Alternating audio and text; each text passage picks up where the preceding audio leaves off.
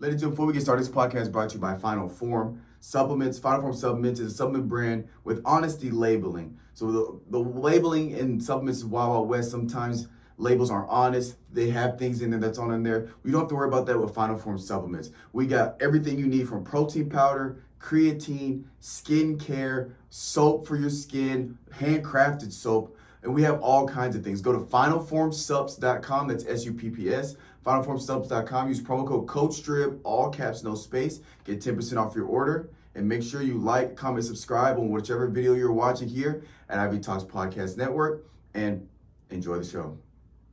Ladies and gentlemen, welcome to another episode of the WNBA coverage. It is the final episode of the season one.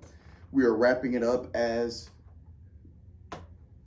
the New York Liberty wins the WNBA Finals. Shout out to New York Liberty. Shout out to the organization, to the players, to the coaches, training staff, all the people involved with that organization. Shout out to New York Liberty. The series was absolutely phenomenal. Before we get into the series, I do want to go over some quick shout outs. I only have a few. The game one, the opener game of the WNBA Finals between the Minnesota Lynx and New York Liberty, had an average of 1.1 million viewers, making it the most watched game one in WNBA history. I think this is probably, if I were to guess, I don't know the numbers for the entire series as a whole, but I would guess this is the most watched WNBA Finals in history. It's got to be one of the most watched because people were talking about it. If you watch the series, it was the games were tight. The games were close. They were competitive. It was an absolute dogfight. Next is shout out to Breanna Stewart, sets a single game WNBA Finals record with 7 steals. I don't remember exactly which game this was, because games 1, 2, and 3 are kind of fuzzy in terms of I can't remember which was which, but I believe it might have been game 2, I believe. She also I think it was game 2 or game 3. I forget which game it was, but she had like 30 points and 14 rebounds, something crazy. Breanna Stewart went crazy. And then shout out Napheesa Collier breaks the I guess technically maybe world record, but breaks the WNBA record for most points in the postseason. So shout out Napheesa Collier. She was leading that team to such a great run in this regular season and then a great playoff run. And it really seemed like Liberty was going to go away with it. They got 2-1.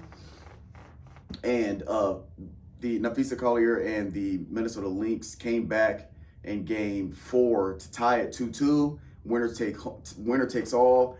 And it seemed like in game 5 that Minnesota Lynx were going to run away with it. They got close to being up. I believe they were 7-8 points. They got close to being double digits there. Especially at the half, they were up. But just New York Liberty figuring it out. Well-oiled machine. And last but not least, shout out to the New York Liberty head coach, Sandy, I believe it's Sandy Brondello, second all-time playoff wins. So shout out to her there. But again, game 5, winner take all game. It was exciting because it was close. They were playing hard defense. Shooting was a bit of a struggle for both teams, but Sabrina not shooting well really the last 2 games.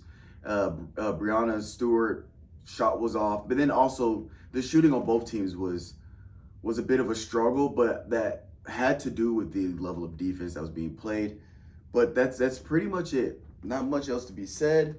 Congratulations to both teams for making it to the finals, and it was a phenomenal. I think this finals was such a good series. I think it will, from here on out, I think with Caitlin Clark coming in and bringing the eyeball she had from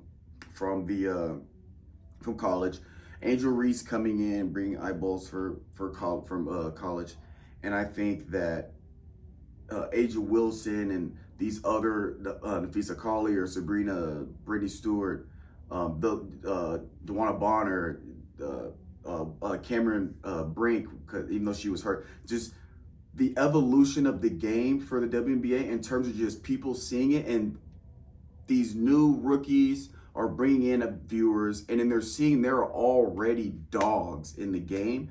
And I think those people are going to stay long term. And I think this is just going to catapult the organization to another level. I think the next couple rounds of contract negotiations, I think that money is going to start being a little more significant as more people watch, more people tuning in. TV, they're starting to get legit TV time. They have the TV deal. They're starting to get the jersey sales, the ticket sales.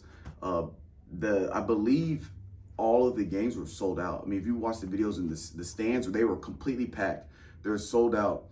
So the ticket sales, things like that, and the WNBA League Pass, a lot of these things that are generating more money as they go. They're going to continue to grow. They're going to continue to get bigger, and I think having having a season where you have the most eyeballs on you that you've ever had in the history of this organization, and having such a great series for the finals, I think it's going to bring people back, and I think retention is going to be high. It's going to catapult the WNBA, and I'm excited to see how big they get and the growth of the sport. And yeah, so I appreciate you guys for listening. This is going to wrap it up for this season of the WNBA coverage. We'll catch you guys next season.